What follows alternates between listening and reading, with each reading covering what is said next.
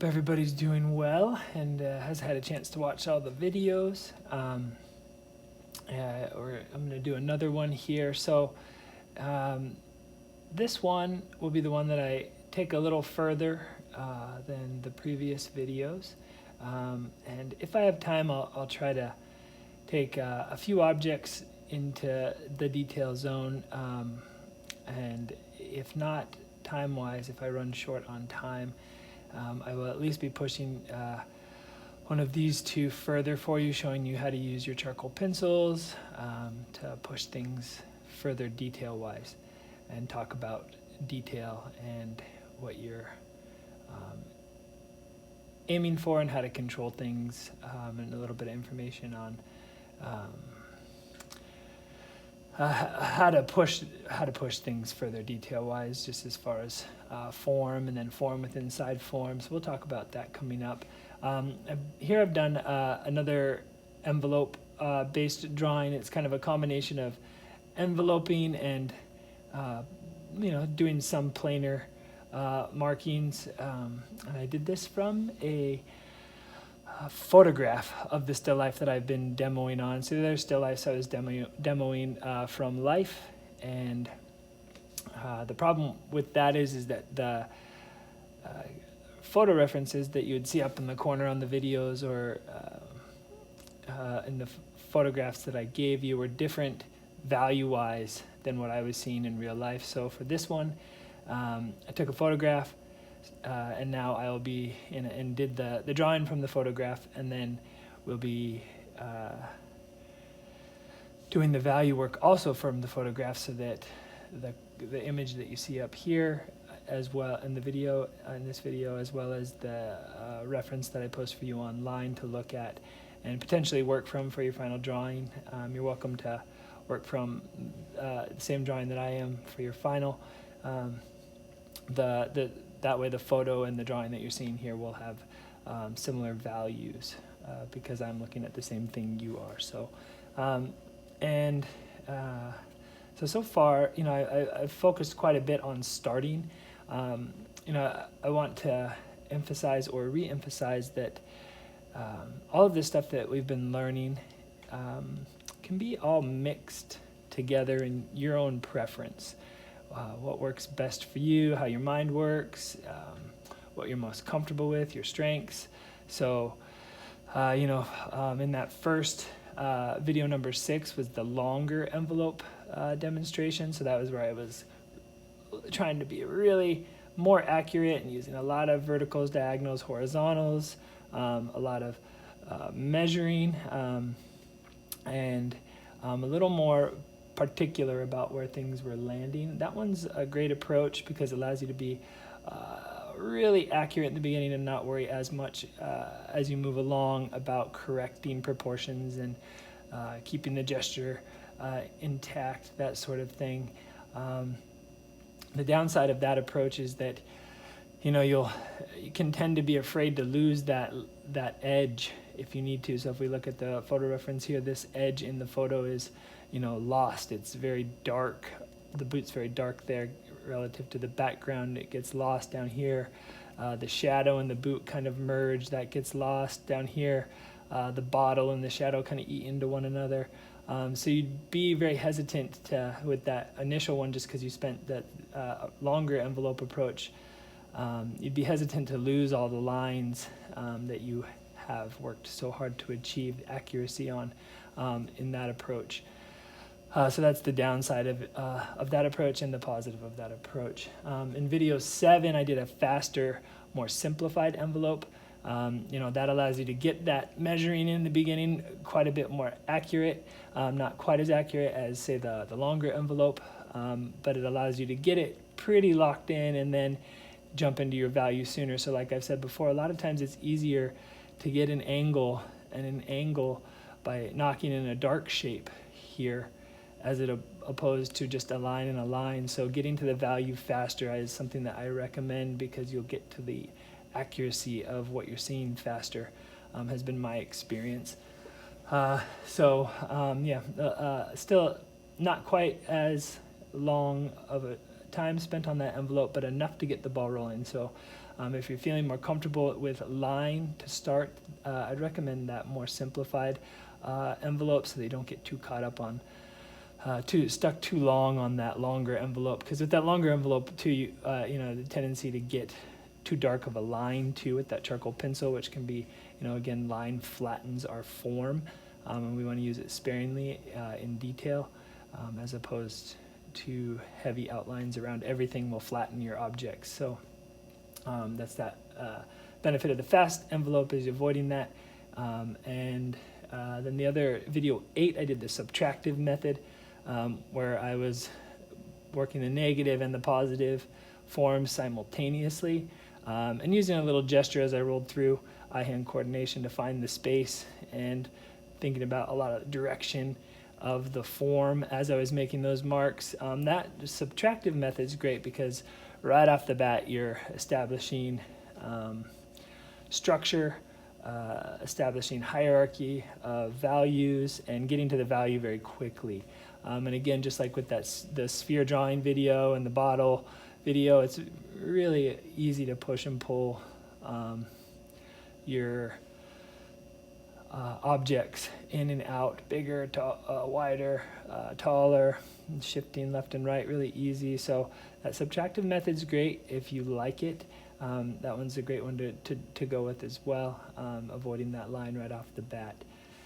And then the last one was video number 9, and that was more of a loose start. And I did that, and most of that's kind of like how I like to start my drawings. My drawings, they're kind of a combination of everything. I was working gesturally, I was working subtractively, I was using envelopes and thinking planarly, just kind of mixing it all together. I like that approach, and you're more than welcome to do that for your final 2 if that's something you want to explore. I think that approach for me is just more fun, and I think it has the ability to. I like it because that video number 9, the looser, longer video, it has by starting that way you keep kind of this energy in the drawing that you can choose to keep the drawing more expressive but still accurate to the qualities of how light falls on objects and the spatial relationships, but there will be just a little bit of a mark movement happening in the end of the drawing. And you can choose to, if you saw it towards the end of the video, for those of you that watched that one all the way through, towards the end I started smoothing things out and kind of pushing it more towards the representational or more towards realistic, starting to mimic the textures, in particular the boot and the cupcake wrapper and a little bit of the bottle. Started mimicking the texture of those objects and started to kind of smooth things out and less expressive in the marks, and started to kind of push into the realistic space. So that approach, although in the beginning and along the way won't be as accurate, and you have to be comfortable with really changing things along the way, and not worrying too much, and balancing that expressive with the formal qualities and principles that we've been studying, kind of balancing them as you go. I think that approach has benefits to it because it is flexible in which direction you go with it, which with my personal work, I like to have that option, and the aesthetic that I think is interesting, that I kind of let guide my work, is I think that approach really shows, instead of being systematic and formulaic in my approach, and getting something accurate right off the bat, I like to, with that the approach, the looser approach, it allows kind of an honest search to be seen on the paper. It allows, I think, my exploration of the objects as I'm looking at them to be evident in the final work, so you can see some of the shifting and the changes that are happening, and I think that genuine search allows for a more interesting surface quality. So it's feels like things have been labored on, but still solid in space and not shifting too much. And I think that's important to me as an artist, and has something that I've just been evolving to as a important aspect of my work. And I think what's important related to that basic concept, whether you are going for, more direct and more methodical in your approach, and more accurate right off the bat, as opposed to the searching experience. What's important as a takeaway, I think, for you as a student that's still learning, is that there should be comfort in knowing that if you do like the more methodical and direct, if an area goes awry or is not accurate right off the bat, by spending time reworking it and caressing it and changing it, it'll still be a good drawing. So it should hopefully, some of my drawings and that basic notion, some of the demos that I've done, should hopefully eliminate some of that fear of making a mistake, because that kind of fear or hesitancy can create lack of confidence and can show up in the work. So, embrace the search in either way. And then,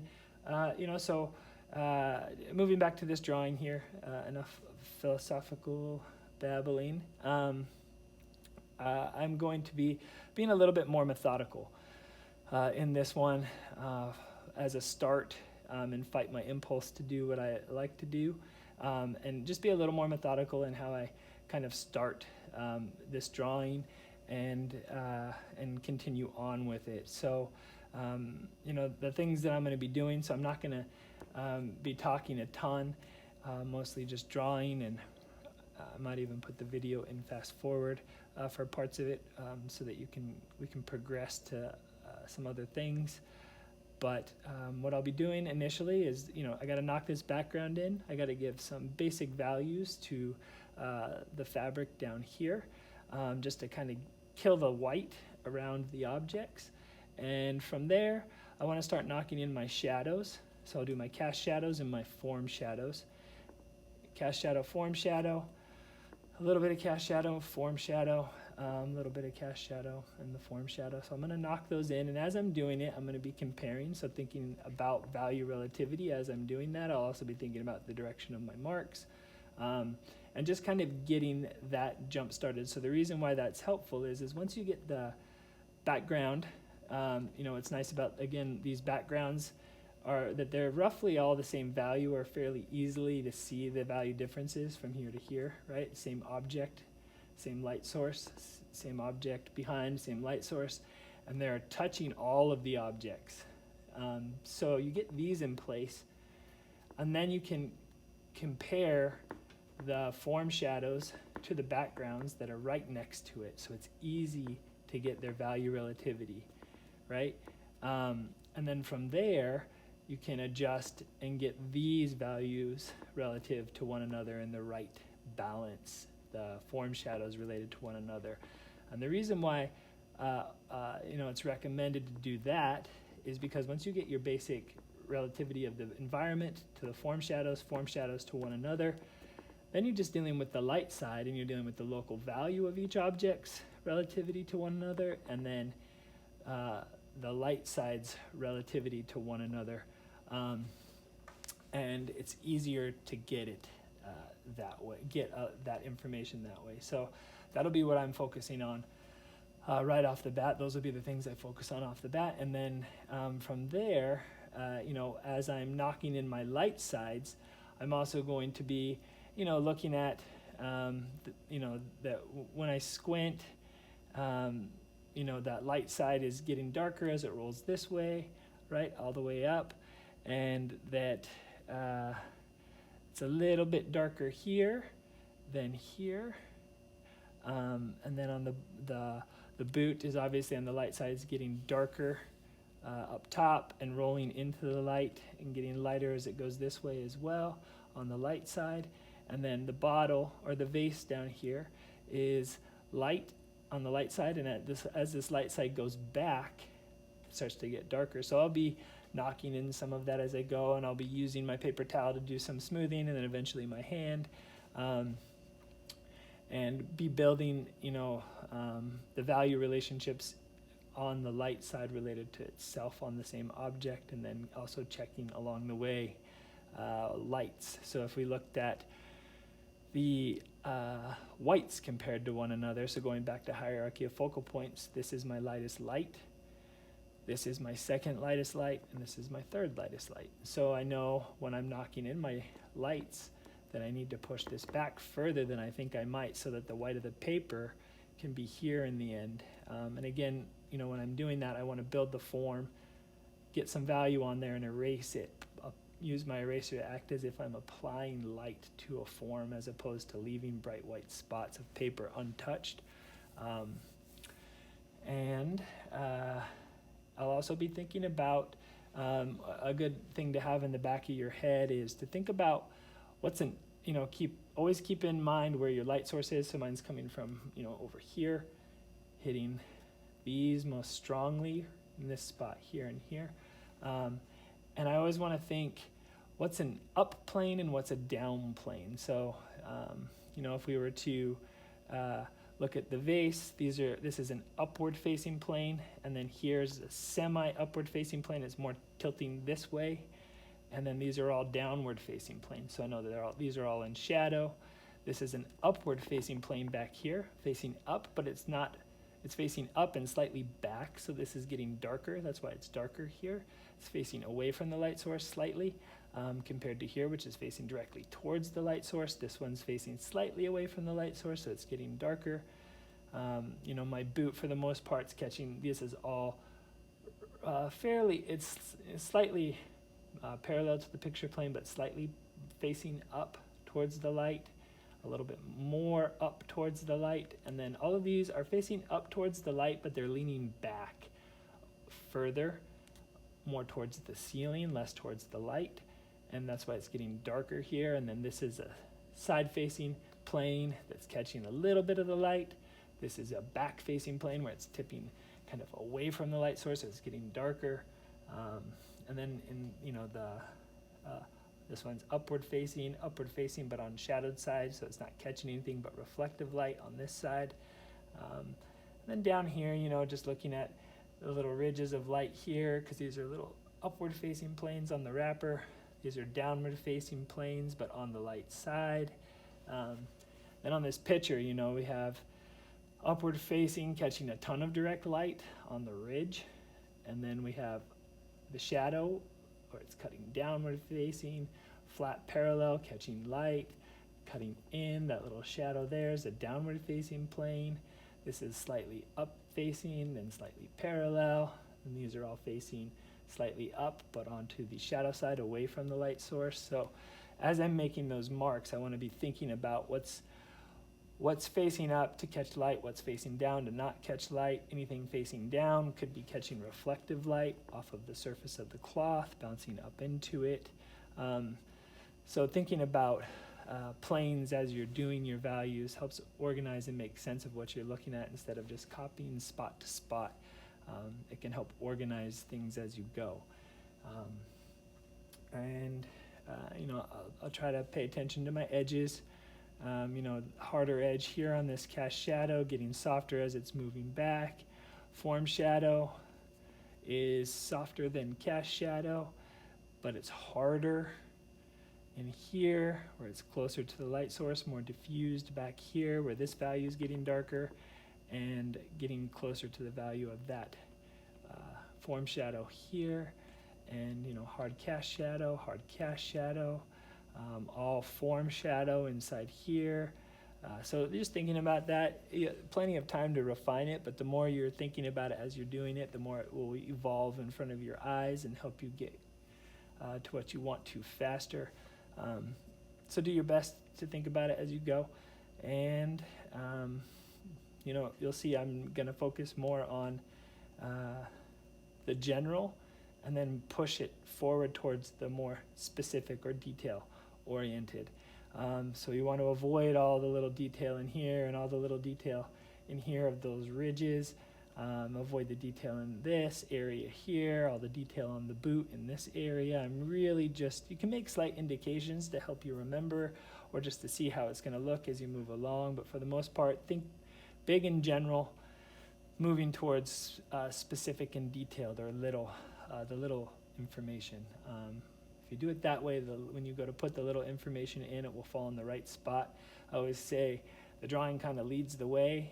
You know it's the right time to put detail in. When you go to do it, it'll sit in the right space. Like if I was trying to get that little light ridge on the cupcake that's right here, it's on the shadowed side, but there's a white ridge raising up enough to catch some light. It feels really bright, but when we squint, it's quite a bit darker. That white little ridge of frosting is quite a bit darker than anything on that light side. But if I tried to put that in right off the bat, I might do it too light. So trying to focus on that light side, dark side balance initially, and then pulling that out later is a good approach.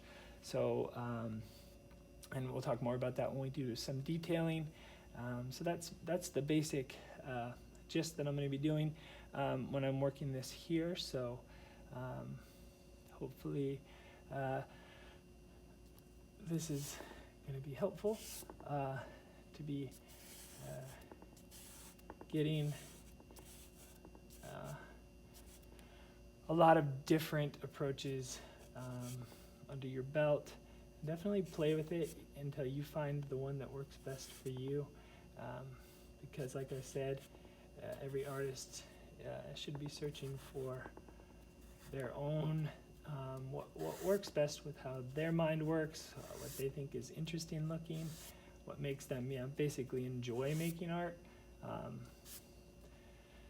because we don't always make a lot of money as artists, so we might as well enjoy the process. Otherwise, there doesn't seem to be much point to it. So I'm just gonna subtract out, and I'm correcting as I go if something's not looking right.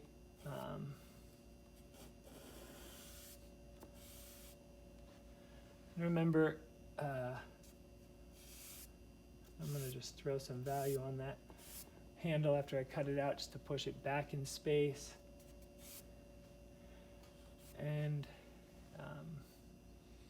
cool. So I'm going to try not to talk too much here, but I will just a little bit. One other thing is as you're doing this initial block in, where you're focusing on one thing at a time, it is good to merge the background with the object when you have the opportunity. Like for instance, I kind of lost that edge a little bit, but it's really easy to come in and push something darker so that it still feels light. So again, value relativity, you see how that made this feel light again by pushing that darker next to it. But now there feels like an integration between the environment and the object, because we don't want a strong, hard line or crisp edge around everything. It will kill your space. We want to reserve that crisper edge on this object for over here. So now if I were to come over here and just, push this dark, now that starts to feel nice and sharp edged compared to that back there. So there's a spatial difference between the two. So any opportunity that you get to kind of merge the two, you can still hold on to your drawing, your contour as you go, but you'll start to have integration between the environment and the background right off the bat. So it feels like there's a shared light involved.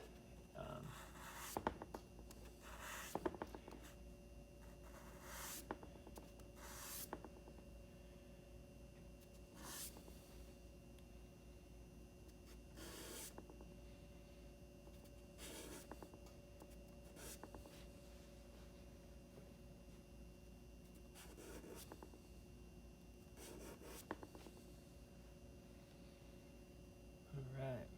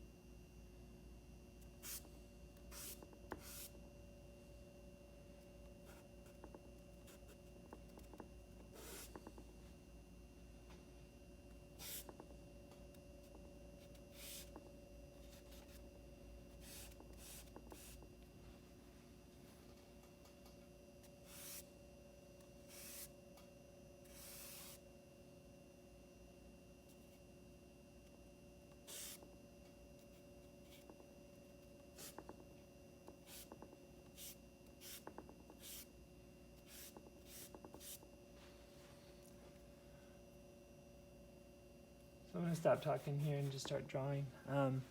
But one last thing is in the beginning, you know, you can smooth if you want along the way. I'm going to push this terminator, so that's another good one to push as you're going, is the terminator in that shadow when you're working it, so you can see it. But I'm not going to spend a lot of time smoothing because I still have a lot of value to knock in and a lot of adjusting to do. And you know from your drawings at home that you've been doing that when you smooth, you kind of lose the value and have to put it back in anyway. So I recommend just holding off on the smoothing until you've made some significant value progress, because in the end you'll save time. It might not feel like it, and you got to kind of let go of the urge to have it look like a finished drawing all along the way, and just know that it will get there. So hang tight and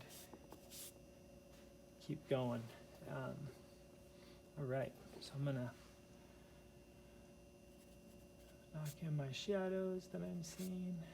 That one's a cast shadow.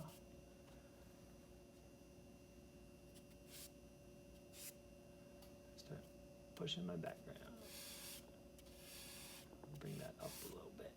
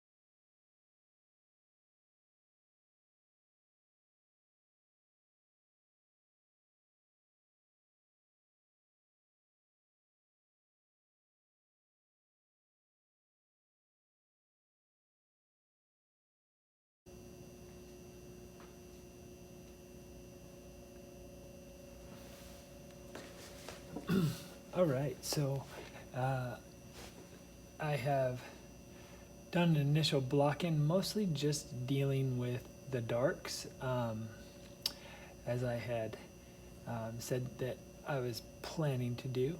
However, unfortunately, my phone ran out of space and my camera stopped recording at a certain point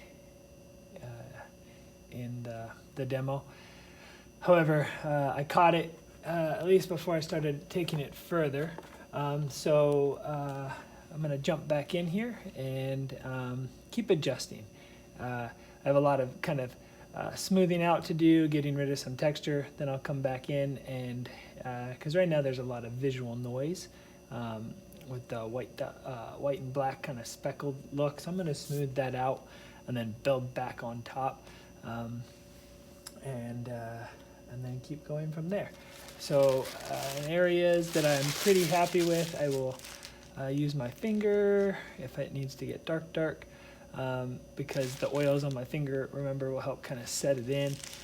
Areas that I want to keep lighter, or I'm not certain I like where it is, I will use the paper towel and kind of start knocking it in. And then after that, I will move into kind of working with my eraser, and I might use this interchangeably with the paper towel. Remember from our demo with the sphere and the bottle, but this erasers, the white one and the kneaded eraser, you can see how much pigment that picked up. Does a lot of nice smoothing, so I can smooth planerly if I need to, and I'll use that in the light areas to kind of pick up some pigment and lighten areas that maybe got a little bit too dark. But again, remember, we're building the form and then applying the light. So areas like that need to be a little bit lighter, or quite a bit lighter, will be good. This stuff will be good to use too. So, and of course, like I said, your fingers are a really great tool. So yeah, so I'm gonna get going.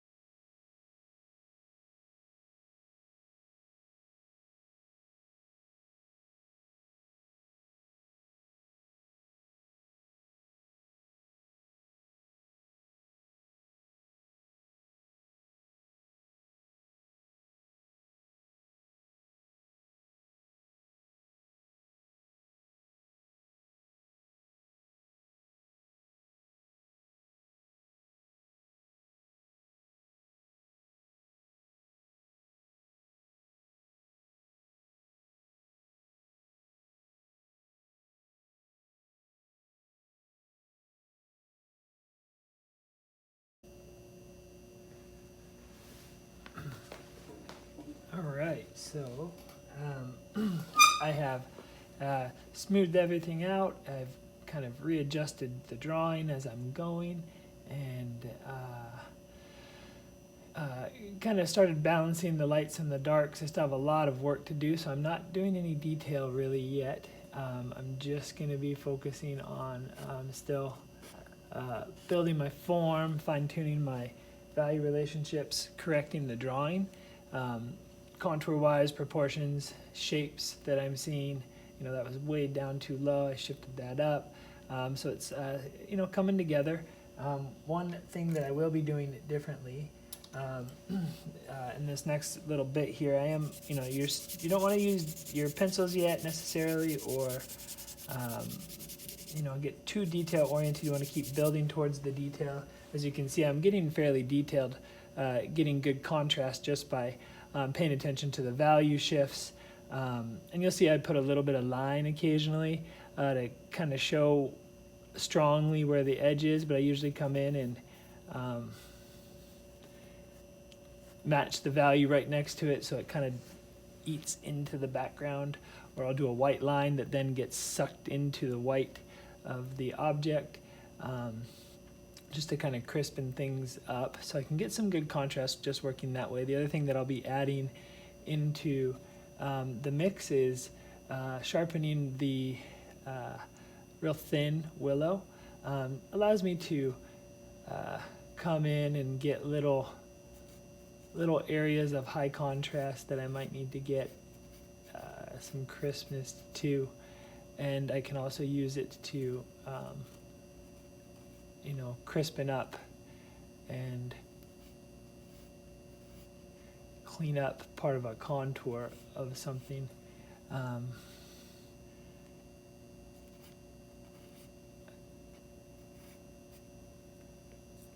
It allows me to get in, and then I'll just kind of eat it into the background, and I'll smooth that out later, but that allows me to kind of clean things up in a way that I am not able to with some of my other tools, or it's a little bit more, a little too loose with the other tools. So, so this is nice for kind of doing that sort of thing. And then also, coming in, and let's say I wanted to push this just a little bit darker.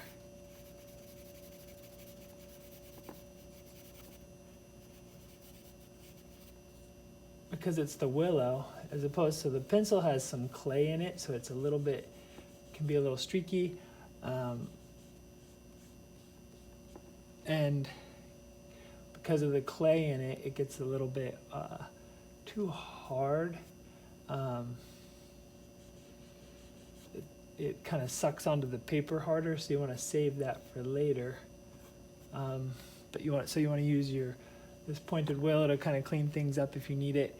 I still have a ton to do, but I just wanted to show you this before I go back into silent mode. This is what I'm using. Should I pull it out and use it a little bit? That's what I'm playing with here.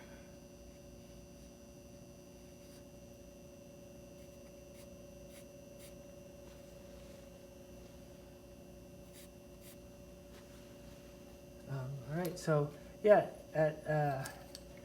besides that, for the most part, I'm just going to be building back in with my willow, flat side, and I'm going to smooth again, and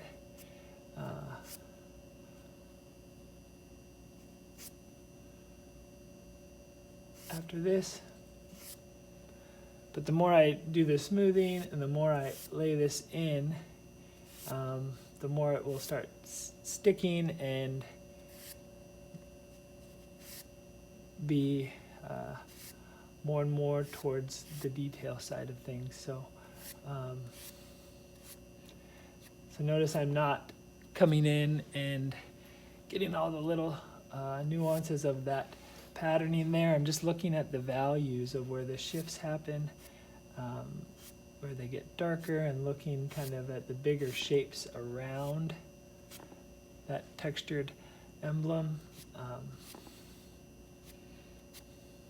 subtracting out some of the light, and now when I smooth, it'll stick even more. I'll need to get my eraser in here and clean up some of this as I go, but I think that should get a little higher.